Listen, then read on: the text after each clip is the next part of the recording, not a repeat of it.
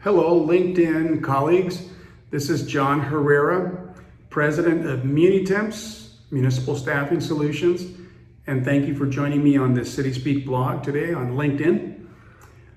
I'm talking today about a term that we're all familiar with. There's no shortage of literature and commentary on the notion of leadership.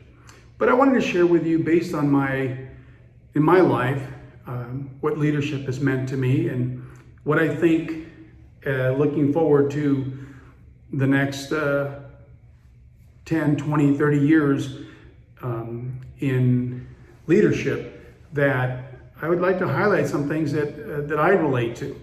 Specifically, and that I have observed, that there's a need for creativity, innovation, and courage to be an effective leader in an organization. Leadership is often a thankless job. Whether you're a leader as a father, a mother, a company president, a city manager, a general manager, a chief executive officer, whatever, you know the saying, it's lonely at the top. And very few people appreciate leaders today. As a matter of fact, leaders are big targets that are often the focus of people who are unhappy, dissatisfied. And so talking about leadership today and being an effective leader for our organizations, whether they be private or public, I wanted to just highlight that there's a need for being creative, innovative, and courageous. I'd like to say that the goal of my article, my video today, is meant to speak to those who are coming up through the ranks, people who already have that leadership quality, their desire to lead and to be a part of the championing of ideas and change and improvements. Hopefully it's always for improving our organizations. But I'm speaking to you to empower you with ideas that maybe you haven't thought of, ideas that can trigger your own creativity, your own innovation, ideas that'll empower you to realize that you're not going to get courage in some manual, in some policy. There's nothing written on the definition of courage and leadership. That's something that you have within you.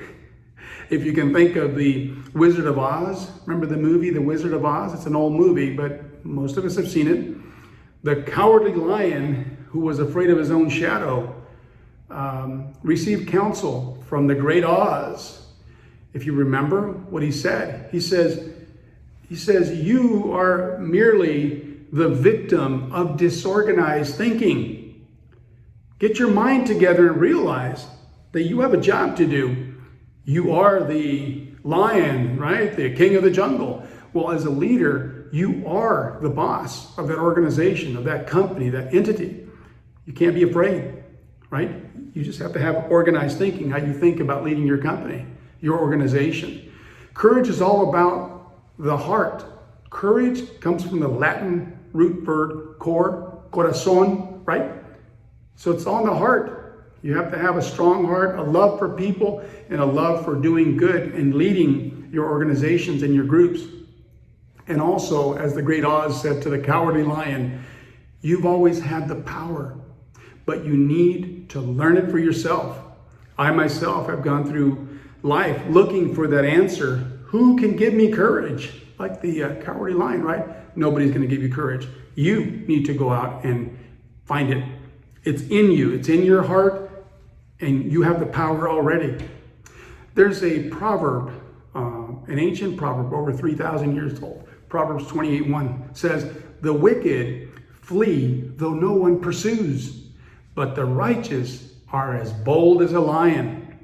So with that thought, that introduction, I wanted to talk about the fact that you have to be creative. You can't be a boring dinosaur from the 1970s, 60s, 70s, 80s, leading today's dynamic organizations that are constantly evolving, you need to be creative and innovative. You need to be creative and innovate and have the courage to propose management tools. You need to invent policies, procedures, proposals that'll help your organization to have a happier workforce, one that feels appreciated and one that'll work more effectively in a unified fashion towards the vision and the mission statement of your organization.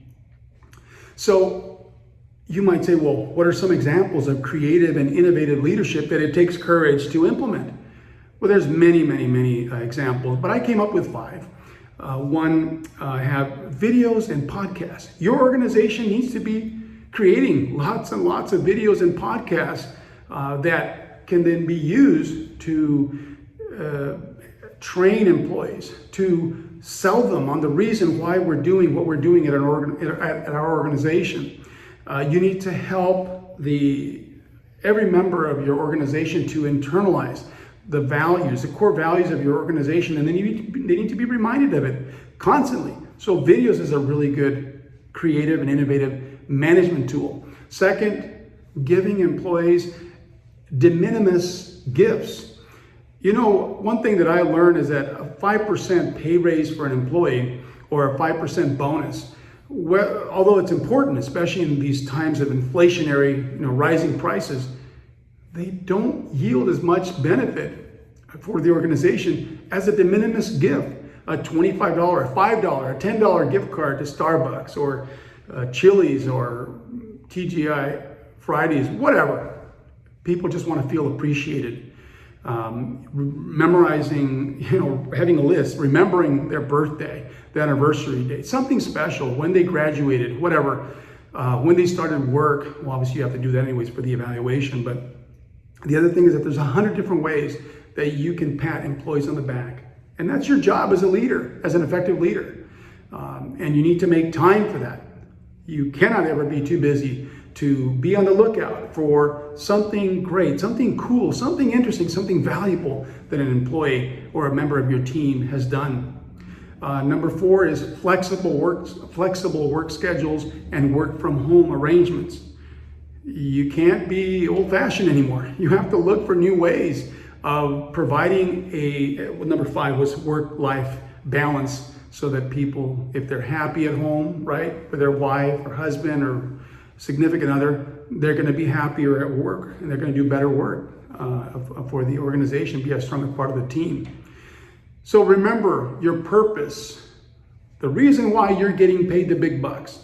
And if you're not getting paid the big bucks financially and you feel you're worth more, the time may come where you look for another organization. But right now, while you're holding the reins, while you're at the helm of that ship and that organization that you're at, remember your purpose. You're there because you're the best person for that job. And remember, it's not about you. It's about the organization. It's about accomplishing the mission, the vision of that organization. And it does take courage, colleagues. It takes courage. It's lonely at the top. You find yourself having to fight battles. They say pick your battles, right? And when you're going to propose something, you're going to have to stand behind it. You're going to have to champion it, right? If you take on that challenge, some of you remember being in a fight, right, in a sandbox when we were younger, at school or whatever. That's serious stuff. Fight is real, right? So as a leader in today's modern 21st century workplace and 21st century organization, it's complicated, constantly evolving. Therefore, we need to be creative, innovative, and have courage to lead our organizations.